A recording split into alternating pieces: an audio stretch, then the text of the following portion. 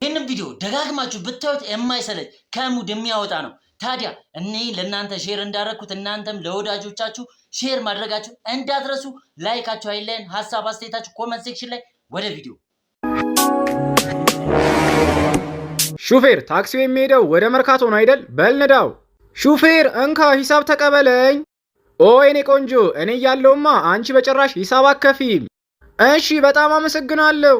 ኦ ቆንጆ ችግር የለውም። በነገራችን ላይ በዚህ ቁንጅናሽ መሄድ የነበረብሽ በራስሽ መኪና እንጂ በዚህ ታክሲ አልነበረም።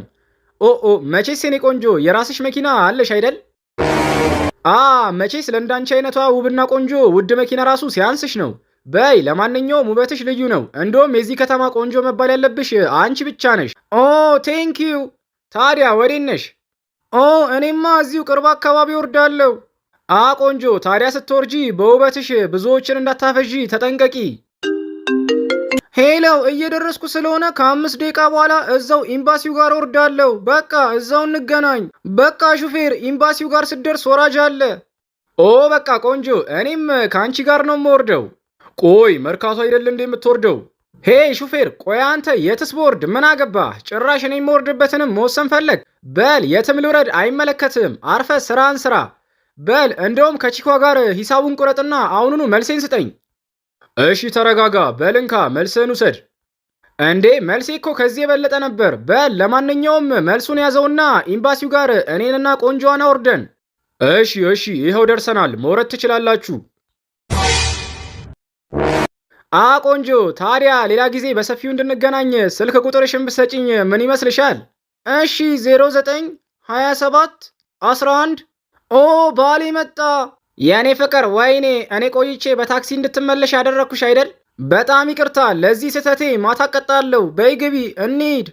እንዴ ቆይ አብሮህ የነበረው ትንሹ ልጅ አለ? ቆንጆ የምን ትንሽ ልጅ ነው የምታወሪው? በይ ሙሉ ስልክሽን ንገሪኝ። ሰውዬ በላት ትጃጃል። እኔ ባለ ትዳር ነኝ። ቻው።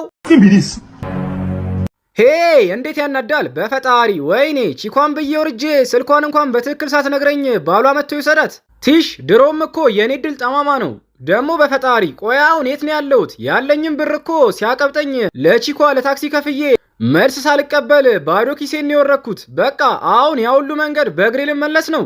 ሲያናድድ ማን ነው የሚደውለው? ሄሎ አለቃ። ሄሎ ኮጆ ቆይ ዛሬ ከትንሹ ልጄ ጋር የት ሄዳችሁ ነው? ለሚስቴም ስደውል ትንሹ ልጄ ከአንተ ጋር የሚፈልጋቸው መጫወቻ እቃዎች እንዲገዛ ወደ መርካቶ ይዘከው እንዴክ ነግራኛለች። በል ለማንኛውም ልጄ የሚፈልገውን እቃ ግዛለትና ቶሎ ብለህ ትንሹ ልጄን ወደ ቤት ይዘውና። ሄይ ወይኔ የፈጣሪ አለ እንዴ! ለካ ያለቀዬን ልጅ ይዤ ነበር ከቤት የወጣሁት። ወይኔ ታክሲ ውስጥ ቺኳ ስትወርድ ልጁን ረስቼ ወረድኩ። ወይኔ ቆይ አሁን ልጁን የት ብዬ ነው የምፈልገው? ሄይ አለቃዬ ልጁ እንደጠፋ ካወቀ በጭራሽ አይምረኝም። ወደ ሲኦል ይልከኛል። ወይኔ አለቀልኝ። ወይኔ